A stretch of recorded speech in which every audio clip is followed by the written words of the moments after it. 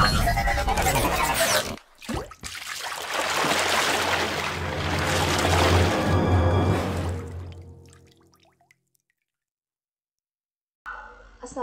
warahmatullahi wabarakatuh. Perkenalkan saya Fitratul Nazila dengan NIM 236500044 dari kelas B.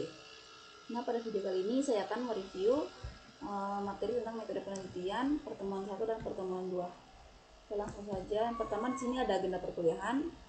Nah, di agenda perkuliahan ini dia membahas tentang pengenalan metodologi penelitian sampai dengan evaluasi dan penyusunan proyek akhir.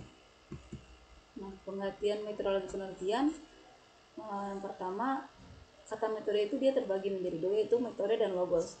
Metode yang artinya cara yang tepat untuk melakukan sesuatu. Logos yang artinya ilmu atau pengetahuan. Dan penelitian, penelitian sendiri berasal dari kata Inggris yaitu research. Research itu dia berasal dari kata re yang berarti kembali dan to search yang berarti mencari. Dengan demikian, research ini berarti mencari kembali. Nah, setelahnya itu penelitian sebagai suatu proses. Nah, di sini membahas penelitian sebagai proses adalah proses yang berkelanjutan dan hasilnya tidak final dan bisa diperbarui oleh penelitian berikutnya. Selanjutnya ada tujuan penelitian. Nah, tujuan penelitian menurut Yosef 1979 itu penelitian itu bertujuan untuk mencari jawaban permasalahan atau proses penemuan baik discovery maupun invention. Nah, tujuan penelitian menurut Kerlinger 1986 itu proses penemuan yang mempunyai karakteristik sistematis, terkontrol, empiris, dan mendasarkan pada teori dan hipotesis. Pengertian metodologi penelitian yaitu yang pertama, metodologi penelitian yaitu ilmu mengenai jalan yang dilewati untuk mencapai pemahaman. Metode penelitian pada dasarnya merupakan cara ilmu yang untuk mendapatkan data dengan tujuan dan kegunaan tertentu. Nah, tujuan penelitian itu yang pertama ada penemuan, pembuktian, pengembangan. Penemuan itu seperti menemukan data baru, pembuktian, membuktikan data dibuktikan untuk membuktikan keraguan-raguannya. Setelah itu pengembangan itu memperdalam dan memperluas pengetahuan yang ada. Selanjutnya di sini ada kegunaan penelitian. Yang pertama ada memahami masalah, mengantisipasi masalah, dan memecahkan masalah. Nah, sejarah penelitian. Sejarah penelitian itu yang pertama, salah satu ciri khas manusia adalah rasa ingin tahu. Paul Ledy menyebut man is curious animals. Itu setelah tahu, ingin lebih tahu lagi sehingga tidak sampai kepuasan mutlak. Salah satu penyebabnya karena yang dihadapan manusia adalah kenyataan alamiah yang beraspek ganda. Setelah itu alam sebagai aspek yang statis dan dinamis. Kriteria metode ilmiah, yang pertama itu berdasarkan fakta, yang kedua bebas dari prasangka, yang ketiga menggunakan prinsip analisis, yang keempat menggunakan hipotesis, yang kelima menggunakan ukuran objektif, dan yang terakhir menggunakan teknik kuantifikasi. Beberapa langkah dalam metode penelitian, yang pertama itu merumuskan serta mengidentifikasi masalah sampai dengan membuat laporan ilmiah. Asumsi dan batasan dalam metode ilmiah yang terdapat keteraturan atau regularity dan urutan order. Terjadi suatu kejadian selalu ada kaitannya dengan dan tergantung dengan kejadian lain yang mendahulunya. Adanya kontinuitas dalam proses penelitian. Pengetahuan yang didapat dari penelitian harus dapat dikomunikasikan. Nah, penelitian ilmiah. Penelitian adalah suatu kegiatan ilmiah untuk memperoleh pengetahuan yang benar mengenai suatu masalah, dapat berupa fakta, konsep, generalisasi, dan teori. Fungsi penelitian ilmiah yaitu yang pertama adalah menemukan suatu pengetahuan baru, yang kedua menguji kembali pengetahuan atau hasil penelitian yang ditemukan sebelumnya atau mengadakan verifikasi. Dan yang terakhir ini ada mengadakan ramalan prediksi dengan ditemukan hubungan atau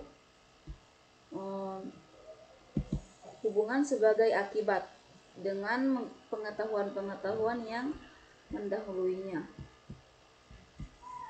Setelah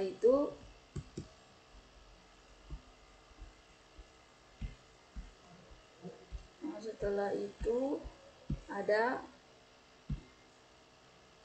proposisi, dalil, teori, dan fakta ilmu.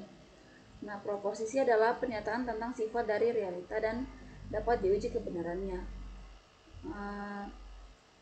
Proposisi yang sudah mempunyai jangkauan cukup luas dan telah didukung oleh data empiris dinamakan dalil. Nah, teori adalah himpunan konstruk, konsep, definisi, dan proposisi yang mengemukakan pandangan sistematis tentang gejala dengan menjabarkan relasi di antara variabel untuk menjelaskan dan meramalkan gejala tersebut. Ciri-ciri teori yang pertama terdiri dari proposisi-proposisi hubungan yang terbukti di antara variabel-variabel. Kedua, ada konsep-konsep dalam proposisi telah dibatasi pengertiannya secara jelas dan frustasi. Nah, pendekatan non-ilmiah. Untuk pendekatan non-ilmiah sendiri yaitu adalah cara memperoleh pengetahuan atau memahami suatu fenomena tanpa menggunakan metode ilmiah yang biasanya tidak didasarkan pada observasi sistematis, logis yang kuat atau pembuktiannya yang objektif. Setelah itu ada ciri-ciri pendekatan non-ilmiah. Yang pertama ada tidak sistematis, bersifat subjektif, tidak dapat diuji ulang, kurang dapat dipertanggungjawabkan. Contoh pendekatan non-ilmiah itu ada intuisi, yang kedua ada pengalaman pribadi, yang ketiga ada otoritas, yang keempat ada prasangka atau mitos, dan yang kelima ada coba-coba atau trial and error. Nah, perbedaan dengan pendekatan ilmiah, perbedaan menurut aspek pendekatan ilmiah dan pendekatan ilmiah. Nah, untuk metode pendekatan ilmiahnya dia sistematis dan logis, sedangkan pendekatan ilmiahnya dia tidak sistematis. Untuk bukti dia pendekatan ilmiah berdasarkan fakta, sedangkan pendekatan non ilmiahnya berdasarkan perasaan atau kebiasaan. Untuk hasil, pendekatan ilmiahnya objektif dan dapat diuji, pendekatan non ilmiahnya subjektif dan sulit diverifikasi. Nah, fungsi-fungsi penelitian. Yang pertama itu ada fungsi pengembangan ilmu pengetahuan, yang kedua fungsi pemecahan masalah, yang ketiga fungsi pengambilan keputusan. Setelah itu ada fungsi evaluatif, fungsi prediktif, dan fungsi inovasi. Nah, peran penelitian dibagi menjadi tiga. Yang pertama ada membantu memperoleh pengetahuan baru, memperoleh jawaban atas suatu pertanyaan, memberikan pemecahan atau suatu masalah. Jadi fungsi penelitian itu membantu manusia meningkatkan kemampuan untuk menginterpretasikan fenomena-fenomena masyarakat yang kompleks dan berhubungan sehingga fenomena tersebut mampu membangun hasrat ingin tahu manusia. Baik, selanjutnya kita akan mereview materi kedua, yaitu sini ada pengertian metode penelitian. Metode penelitian adalah suatu cabang ilmu yang membahas tentang cara atau metode yang digunakan dalam kegiatan metode penelitian.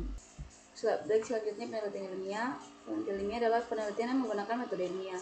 Kebenaran dalam penelitian ilmiah adalah kebenaran ilmiah.